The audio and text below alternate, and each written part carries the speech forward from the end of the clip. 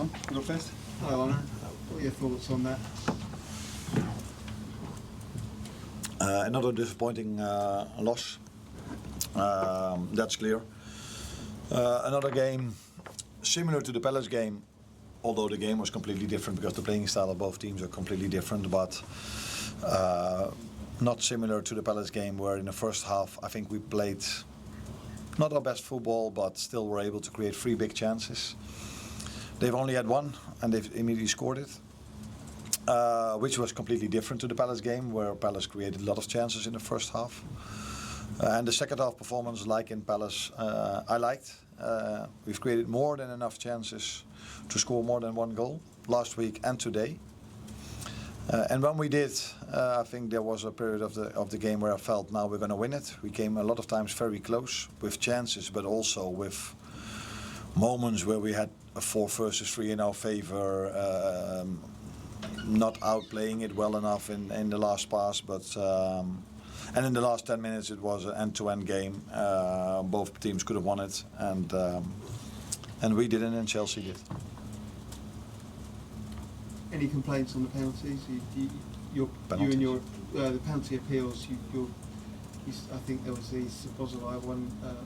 There was one in the first half and in the second half. Your bench and you were protesting to the referee. I think you mean in the second. The Reece James. The second half when Alex tried to go for the ball and he felt an arm in his head. Yeah, unfortunately we don't play Champions League because this week in the Champions League there was a penalty. But we play Premier League and there are different standards, so we can't complain about that. It's I haven't seen it back, by the way, but if the ref in the VR says it's allowed, then it's allowed. So, you always feel a bit frustrated. Maybe that's the right word if you've conceded a penalty like this during the week. But that's not fair because that's 2 different competitions. Hi Anna, is it fair to say you're still searching for balance? It seems to be like, you're creating chances, but there's maybe gaps in midfield and Chelsea can play through you at times. Is there still maybe gaps that are emerging because the players don't have connections or the new ones? Yeah, but I think if you play the style we play, so a high press, and the style Chelsea plays, a high press, it would be a complete surprise if both teams, with the quality that both teams have, that they never play through your press. So that would be unrealistic. So you go here to Stamford Bridge with them having 8 injuries. So you're like, this can be positive. Then probably they don't have the options from the bench, but they did still have a few good options from the bench to impact the game. So it would be unrealistic to expect that if you play Chelsea that want to play out from the back, that they never play through your press, as we played through their press as well. Do you think that Alexander Isak and Mo Salah are building a connection? The front 3 maybe didn't always connect at times, especially in the first half? The more they play together, the more they will connect. But the first half, what we had to do better, and I think that's what you saw in the second half. Already a little bit from the start, but especially after I had to take Konate off because he felt his quad. When Ryan started to play in that position, we were able to get our attackers much more in promising situations, much more than the first half. So for me, it wasn't the disconnection or the time we need for the forwards to do better. I think the first half was mainly that we had to do better in build-up. And that's what we did. More and more in the second half, and that's why we created also so many good moments, chances, and moments that we could have created much more. Arna, obviously when you lose there'll be much more focus on all the changes in the summer, the new attackers, but I mean, how close do you have this team to what you wanted, to your ideal image of it? I think you're never close to your ideal. You have to work really hard to reach a certain level, and then it's very hard in football because you also play against very good teams to keep that level in going, and what I mean with that is consistency. So, but it's clear that we had our changes in the summer. Players came in different moments. Last week there's hardly been any training time, and still we need to try to bring these players in. And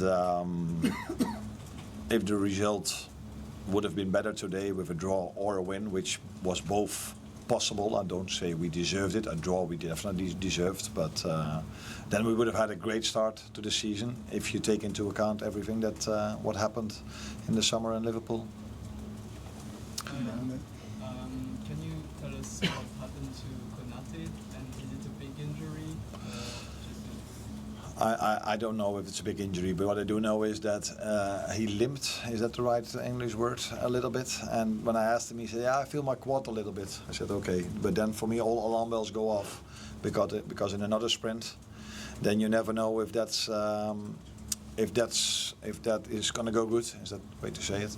So it was already also a substitution that I had in mind, maybe for a few minutes later or a little bit later, because the right centre back had a lot of ball possession, and we needed to create from that position, and we all know that Ryan is quite good in that.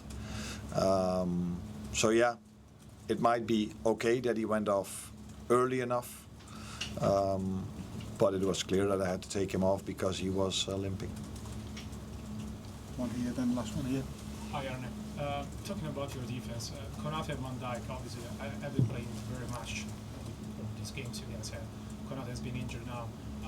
How do you think you can rotate more the centre backs? How you can do this? That's not so easy to put someone else in. That's the way to rotate. But yeah, if I rotate against Galatasaray, people complain that I rotate. So yeah, it is a risk of playing. We were just talking about Konate. He's playing 3 games now in 7 or 8 days with 4.5 hour flight up and down. So yeah, that's true. But yeah, that is the balance you need to find. Playing a tough game against Palace that play only long balls, and every corner kick is dangerous. So you need long and strong defenders. And I think if you play Chelsea away, you also need 2 centre backs. But when we were 0-0 down, I took the risk, if you want to call it like this, to play with a midfielder as a centre back. Hi Arne, I know you mentioned in midweek about resting Mo Salah and the minutes he's had, but today he seemed to snatch at a couple of chances. Do you think the team are kind of missing that clinical cutting edge from him in this sort of moment? Yeah, now that's then interesting. So did he create today so much because he didn't play during the week, or did he miss the chances because he missed a bit of sharpness that he could have had if he would have played against Galatasaray? We will never know. What I like is that we brought him many times in the position he would like to be in, and I would like him to be in, because he's shown in his career and since I'm here that in those positions he can score goals. And I think today he had many opportunities to do what he's done so often, but yeah, he's a human being, and it's not like every chance he gets is always a goal. We feel sometimes it is because what he's done last season and so many times, but yeah, he can also have a game where he has where he has chances and a lot of times in promising positions and don't have a goal or an assist. Thank you, everyone. Thank you.